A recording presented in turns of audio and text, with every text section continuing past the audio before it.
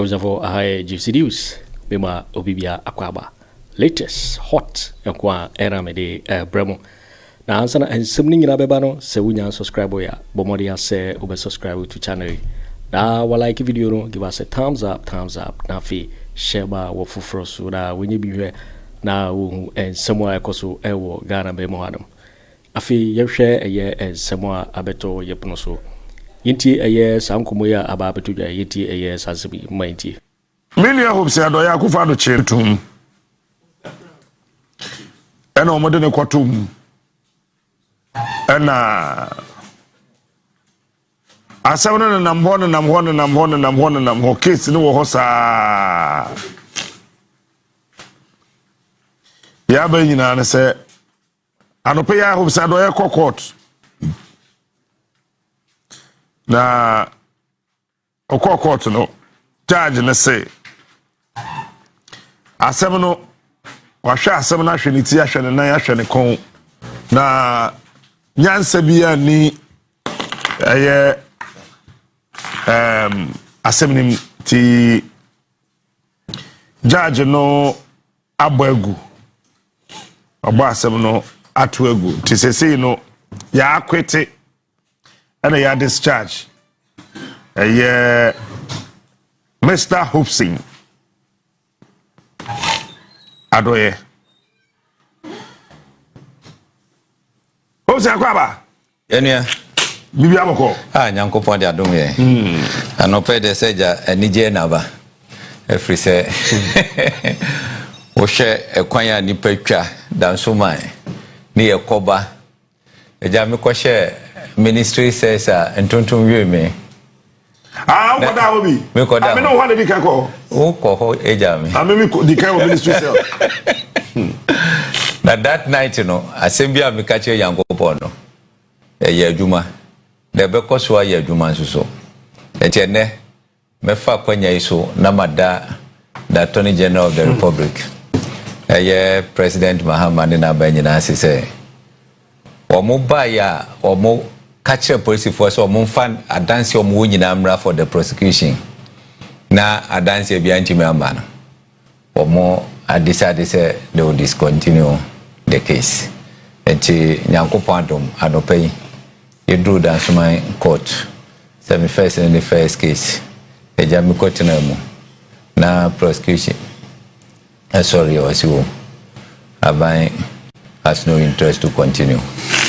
Neje discharge me na ye ni jesem eti meda Akufo Addo so ase se Owusu me edinya tumi a wope no this are tumi na so edi che me koto says aba matwa koto kwan saa 1 year the American say Nyankopon ma na hode no ma na nyinche na wonhwe ne Hopeson be ye e wo krom ha sei the American kire na no That's it. Now, I mean, any before me, what to say? Oh, Madam, you're here. Jumana, you go so pretty, even your tea bench. Mokoye, a idea. Now, Mokoye cross check. Moma, Media General, won't he? Oh, says yes, I'm protesting. Because Jumana, what did you do? Oh, yeah, Beba. Oh, that means Dr. Zato TV3 Debia. And Dr. Zato was there.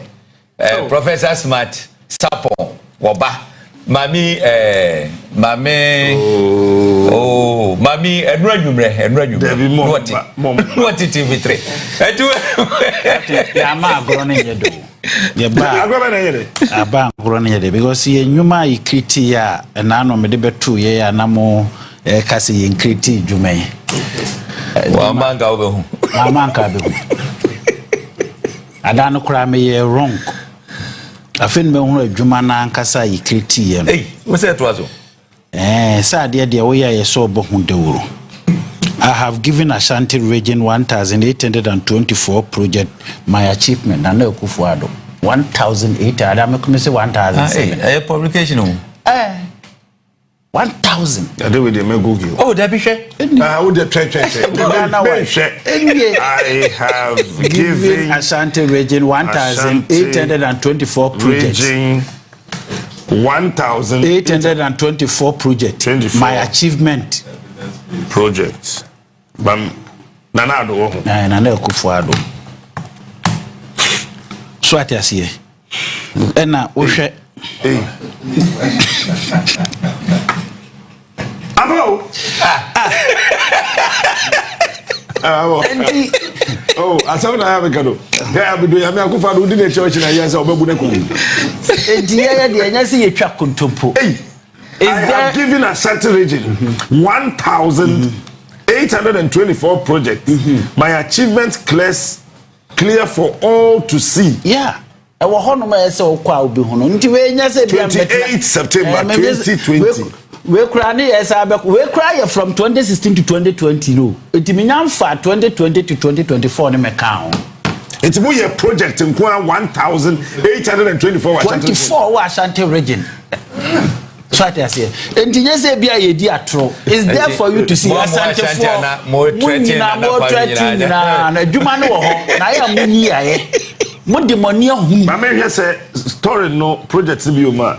President Nana Akufo Addo has said the Ashanti region has been a huge beneficiary of the works of his government. The president spoke when he paid a courtesy call on Asante 2482 at the Mature parties in Kuba. The president said he has delivered his 2016 campaign promise to develop the Ashanti region and urged the people of the region to give him another additional 4 years to accomplish more if they appreciate the good works of his government. And the first time the first time the 2020 to 2024 the president further disclosed that the region has so far benefited from 1,824 projects under his administration, with 774 currently completed. That time. Yes. Okay. That is from 2016 to 2020. Okay. 2024 they are Enti no nya se bia ye di agro e wa Asante region. Enu nti na de bia. He said in the 3.5 years of the Akufo Addo government, we have initiated 1,824 projects in the Ashanti region. We have been able to complete 774, whilst 1,050 are ongoing. Eguso ye ongoing. Eguso ye.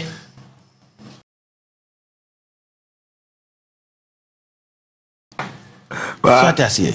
Enya dwuma ketwa na MPP ye no Asante region. Enu nti na da bia iguso aye to abama MPP no. See e be change ya adwene lalai. Because dwuma MPP ba omo ye no Asante region, hope se munyina ya awe. Just say owie ya na Abrante bia oye mining engineer. Miamenua Solomon Owusu doctor. Owusu also responded here. No, Bisa Akufo Addo said na project no way. But anyway, Edikapi yen diagro. So what I say. Mimi anama Asante for your koso ne ato ya bapa ne dia man PP. No ma ye dwuma pa e dia ma Asante man. Senya dana America no. Sky train okwa Asante regional nice. Train na fa yim nanka na se Skype enu enya bi ewo Aifa so full run about the one train na fa yim na Skype hey na yimu ye den o manhia mu ye den o manhia de se me catch you say o ye redesign ye redesign manhia palace na mo redesign ye redesign na mo ko wona nsen ya ye ma hunu se de si hot ye redesign ya to wo ya ye bibia fa ho manhia Paris they say ye the apple fa inanim na kam de apple be fa ni mo apple be fa ni mo na se ye nto ye bo na Asantefo ni madwale nkanon ne ye de fa seti ne to wo no so at ya say na ye see defense kita so at ya say enti adwuma we nyina ya ye e de amasa enti sen na fa wi we be okuma say ana me cho so for like ayi friend scratch munhunu ana je bi okuma say acho to musa na kofa abu akwa no na be ya bypass to Asafo market Anti train na nam wiem sa. Train na nam wiem sa. Tudu kuma sa. Mo je say. Oh yeah, kuma say there's so much my free nti yeso ye fan free. Ti train na nam wiem. Nam wiem so full na be fast afo. Na je say tu be kuma say uduru ho no ma join no ka. Nti ye nyuma bibiri ade ba kwa ye sa ye ya. Esa ye me fepa ye train line from Tema to Bonkra. Rail line from Tema to Bonkra.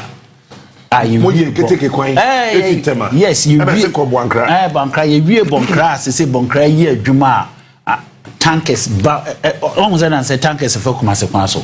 Train at the Bonkra straight. Let their busy honum. Enti yes, minimum and can so say what ye. I dream here, but to the extent they say, so I wouldn't send your America. Bonkra in ho. They did one grand there. A Jumanu ni ho. One grass and we are working. Tamo moye so moye tema tu. Why no MPP. Abain. Or me so moye tema tu and Pakadine. Anna Lanchaman catch on say. It will not serve any purpose apart from sending patron wako. No mum. Omufa sa line no emfri kepo enko Boankra said ye beya inland port no ebetima ye adwuma enu nti ne pam tio wo de tie adwene bia am bebe bia ono hu se ye pam ala no sade na o ka no o ya na Boankra so wo de ministry ebema de dinti o me se da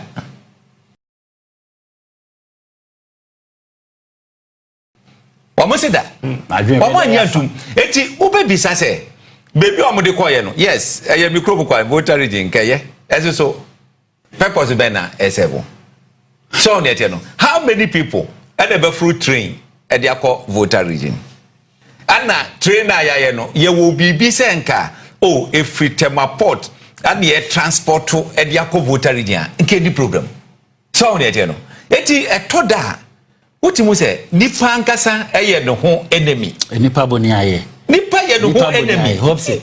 Adwuma ya mamo ye di prayer betum kurumu a ensuo yi ananka efa mu. Sese wote wo ye boni aye. What is say? What's the play voter? What is say? Voter. Ya ma mu play. Me kro ma say na wo ka no ti nyabotre. Nyabotre.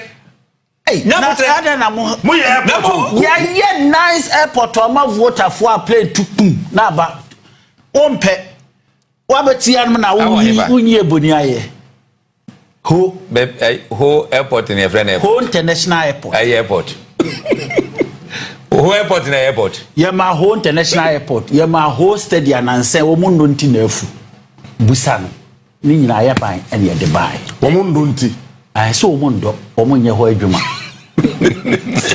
Nana ehon mafu all the nsinkai na ni nyina ye de ye kra na ye ma mu hu from ho to here no ye 1 hour 20 minutes o eni amamo eti no ye be pon program na aha ye ma o eni amamo airport enye kumasi 4 hours o me ba ya amamo airport yes amamo inland airport kra no a da ye mamu chief executive ani etua wo moka e wo kita na won mo boye say sobo keta ye me district at Avia capital habo me na me habo no ye ko me ko huri tare signpost no mo nya hwe ho ya nya hwe ho ake mo chief executive ayetua wo moka e asem na okay oni ti na e be chi mo tu mu no wontimi nchia because ya ye adwuma no dia ma mo ya ye adwuma no dia ma mo na be chi mo be konse mo basa o ene dia say da bia mo de ma no ka eti keta port no mo wa kwakire yen eni ho mo bo wa kwakire yen eni ho abo gra mo di bia go abo signboard nsi ho signboard ye den ketabo port signboard nsi ho signboard no na ye sikana na mutua no na sea defense no officer no ye there sea defense mo ye den no ye part of project sea defense and so afani no ka say ye ka habo na officer ye there mo be ye sea defense no ka say ye ka habo officer ye there sea defense no na officer ye there hey sure Masa, I am winning the pie because Nana do don't Akufo Addo. Oh, I don't know confuse you omo. Me say I don't know confuse you omo. Ye ka habo no mo visa ye there.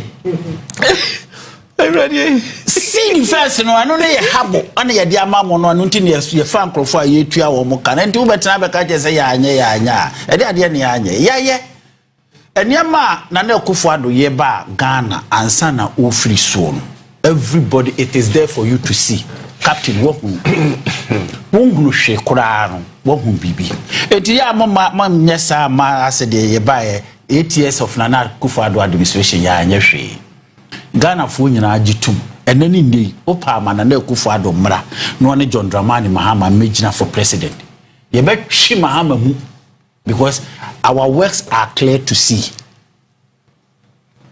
enti ohwe ye nwuma ya creative Ghana has apart from Kumasi Nkwa the whole Ghana ye create 27,850 jobs. The whole Ghana. 27,000. And it's a manko baby. Hey. And 1 million. And I will million. Tie. Now 27. I find I maybe can employment, you know, where Juma factories are casio.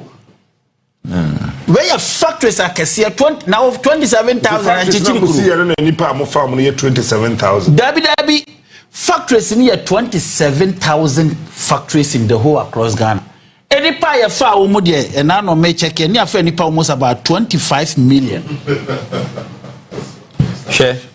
Or more young grano. What for more drum? Ya for 27 million. There's a more free abemuna unemployment in Ghana. OTB. Why not? Captain. Oko Kumasi take to a Angloga Junction. Yeah. Now maybe sa captain. Ana wo Kumasi a omfa ho. Me na ese o ka kire. Yaye. Ewa hasa ti video.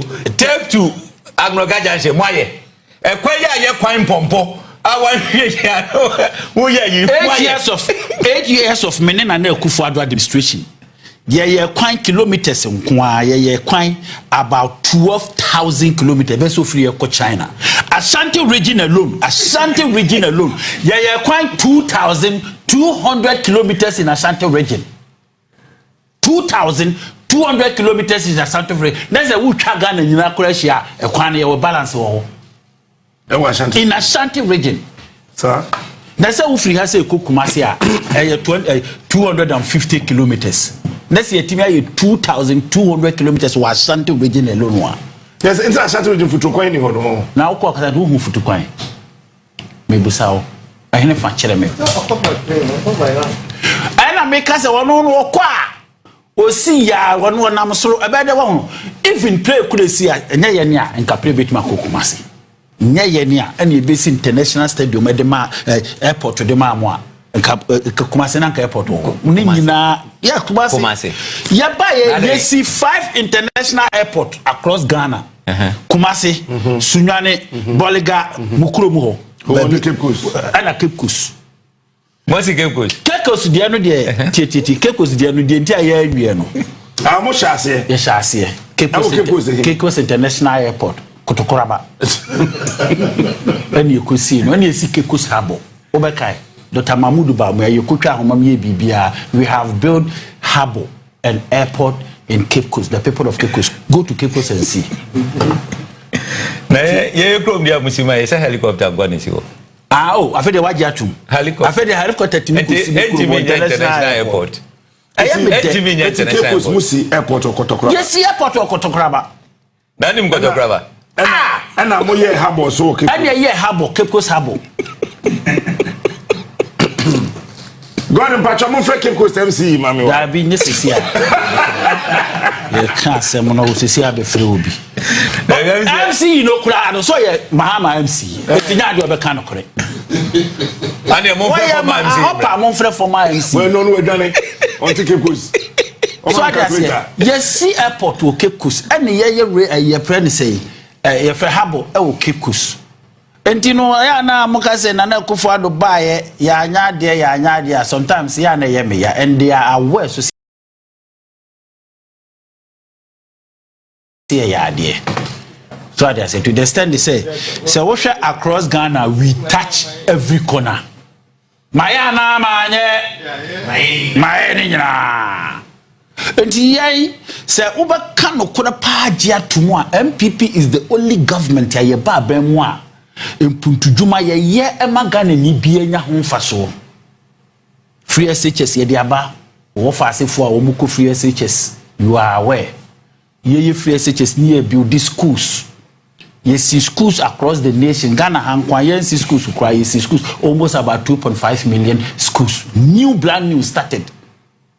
Yes, yeah, I'm for and then JDM by on said schools where you see green and red. Mon say be order. Ebi ni ho ye year free honum because yes see school at the mam. Enti Hopeson while we are aware say adwuma de ye captain we are aware say adwuma de ye. Ne mom no say be mpleduasa. My say bobu mo go for start frame no. Omo say dey. Omo be free to the sense say be airport to the be here no omo nko ho. Alaji hold on one tell.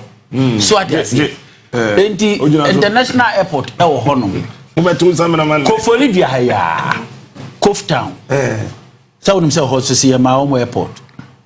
Music airport Koforia. Koforia. Na say mo kura mo ntan tu kwan. Koforia. Abu Dhabi. Mo yen sa ho. Yes. I am from Capital View. Capital View. Airport. Koforia. So I say enti wo hwe niam ya digugu akwan mu airport na wo hotel na chi ho. Hotel na chi pepe na wonim ho so na ama me bri. Oh, captain, niam ebe wa ma me mre. Wo hwe uko the statement na daily statement na enuma Asante region ye biebie nyina almost about 24,000 ye dema youth employment wa Asante region no. Apart from one district one factory na Akufo Addo Asante region one district one factory kwa o maye mako say 17 all of them are in operational. Nti sesi am kwa Asante region factories ni na ye adwuma. Ye adwuma gidi. Now say statement say dey. Hwe opahwe. There is we abekasa. Ye adwuma ya ye eni Nana B. So na no ye director. Nana B. Enumerate MPP's achievement in Ashanti region. Enye nyuma ketwa. Enti ye ka job creation. And the job creation he said MPP has created 2,055. Enye easy. Ashanti region. 2 million no now 55,100 jobs. Hane gaza. Nana B. Why no fuse? Adwuma ya ye wa Ashanti region. Out of which Ashanti region. Out of which 27,000 on Ashanti region says out of which 180,700. Nana good or den ketwa ni nyina akeka. Men ketwa de maybe den ketwa de menfa ho. He further mentioned that out of the 100,000 beneficiaries under the National Builders Corps, nationwide, Ashanti region has 24,724. And Tinapku, 100,000, Ashanti region over 24,000. 24,000 over. Ehonyina your ghost names. As he said, Dominica, Indimu, Omushim, Namafoko Dam. 100,000 people. I will groom has he. Hey, and yet, hey. Industrialization. Nana B also stated that out of the factories now operational under the One District One Factory initiative, Ashanti region alone has 20, Ukraine 17. Adding that they created 3,776 jobs in the region through One District One Factory. Let's say last week, or more Kumasi and no more 30 unina no. So I'm Additionally, the Nana Akufo Addo led administration created 10,963, bringing the total to 14,774 jobs created in Ashanti region through One District, One Factory. He listed some of the companies as Western. Yes. They're located at Agona. Agro African Limited. Located at Asankare. Abebiu Express. Asokore Mampong. Kasapreko Company Limited. Tanoso. Kweku otchere in ewo heyu ana. Engine group.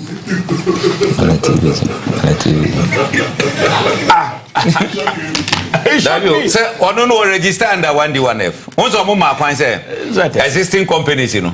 Omo ye distress you know. They can apply. Anything na obete kasapreko darko farm senior. Ma ya ye no. Anya adwuma ketewa o. Ghana fo na ye boni aye. Ghana ho. And the over every Cape Coast no onye careful. Because na be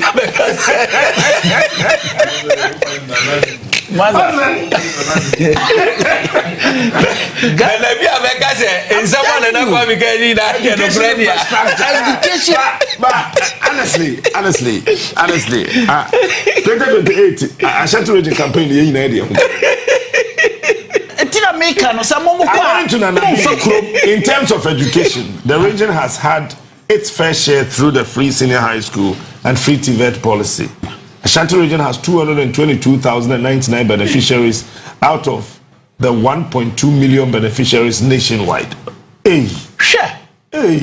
And the Asante region MPP there, and until there be a tower mono. Yet they are no creative numa and money bem. Of the 144,000 beneficiaries of the teacher training allowance, the region has 25,253 students. He also cites the construction of the John Ejekunkufu School in Daba, adding that 4,500 students in the region have benefited from the tertiary scholarship scheme by the Ghana Scholarship Secretariat. Hey, sure. Did you see a dear grow? In terms of infrastructure, the MPP National Youth Organizer said a total of 2,344 projects have been started in the region. And it's still starting. Nanado say 1,824. Nanabi say 2,344 projects. All kind of 1,037 completed and 1,307 ongoing. Still, it's ongoing. Ashanti region? Yes, still, they are ongoing. Ashanti region, he said under the health, MPP government has provided 49 ambulances to the region under the one constituency, one ambulance policy.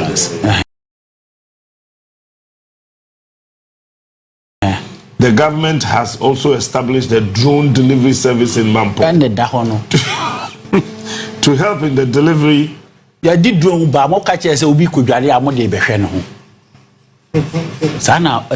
in the distribution of delivery service in Mampo. Yes. To help in the distribution of drugs and other essential medicines within the region.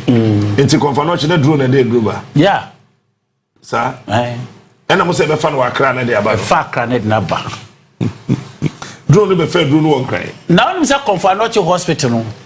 Ya wa alif ko tetimi besi so ayeye ya na. Okay.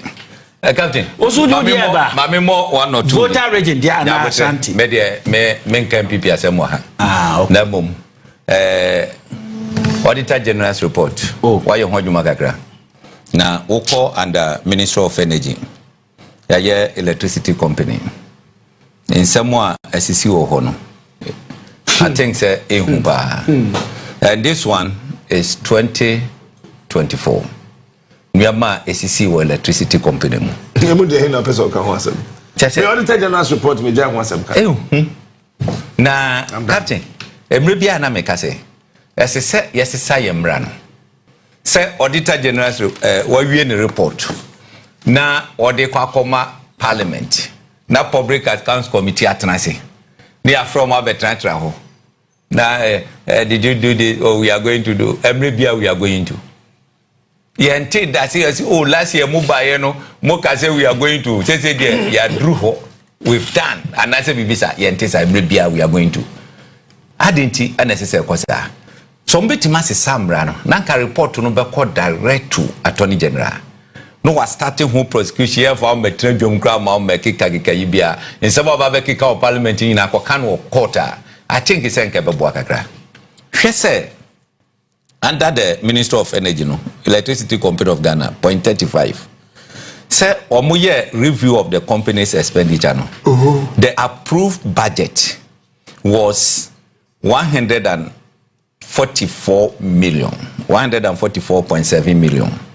Now, by the end of the year, now omo use 333.9 million. Mahamadu administration. Akufo Addo more administration as well that we na say 2025 enquiry auditing. The na do so say. We ko mama. No dey na mo dey no so chese. Ejuka na chese omo CD budget no omo dey 189.2 million and the bebe kan ayi hu. Ne yaye din without board approval without anything. Na yebede. What's your bed? As you say, we call them. No, why as you say, you make sure. No, why? Captain, you're sorry. Oh, Miss, oh, because them. All right, away. What I'm just going to do. I don't know who you're going to. Oh, hey, Yamutre. Would you Yamutre? Would you? Ache. Yamutre. What shall we na? Sikan kese electricity create the magiare. Na abayin eje bidi ye nuama no eye 70.9 ni na kire wo kai brofu we na wie auditor general atro ebeko public accounts committee ye wie ni Asante na dia come to attorney general's office na dia ye story book e wa attorney general's department we enkosi aga Captain, as I say etimi manisi aga why na mama nesi aga wo tu ye be manisi aga na wo say out we me say the pressure beto so me no me apart from TV ni radio so pressure any demonstration then na be and no never ma Attorney General so asete dem hin general dem negotiate no Dabi anene de say onim say we mu na yeto ho omo hu say omo be free aban mu no aye be cheche dem wa Attorney General ado omo ye omo na ye free bargain ni to onti eyemra obi betima yusu na nti oba no na enye no wo say so oba na mra na enye no me say nya o yusu bi. Oh, Ebra ma yato wa say ya dibi say wo betima yusu no. Se nipa ne ka se wo yusu a, wo ntimi nka se dabi. Na emom e se wo behwe se e ho hyehyeye ne de. E be ye strict. Me se we wo meko negotiation. But baby a me eye me ayi pa me pese e ka ho asem. Eye company bi e fen Haptel Limited. Boy. The woman say Bawumia de buy no ye candidate to buy. Na o hyehyɛ ehun ye magina. We nyina yi pa ne be president wo Ghana ntina pesa mo tan bibi be hye ne kom. Tie, enye sa. Wo mo mani pa na company we aye adwuma gidi sika. Without a contract. Hey, boss. Without a contract. Asem we make am ofia ha. Emo mo twe letter tententen. Mo twe krata. No, this is auditor general's report. Tie. Can't so much now. No, auditor general report in my make a Haptel story. Ewo assembly ni so. Ewo nua FM. Yeah. Ye tro krata tententen. E de baye. Mi nyankrofo ebo mi tiri so. That report we buy no. Ono we dey. Na captain onu Haptel no dem. Okay, we dey kusha hobra. Menka bibi cho. Yes, no. January 2024. Thanks for watching. Like and share the video. You can also drop your comment. Please don't forget to subscribe. Click on the bell to turn on the notification.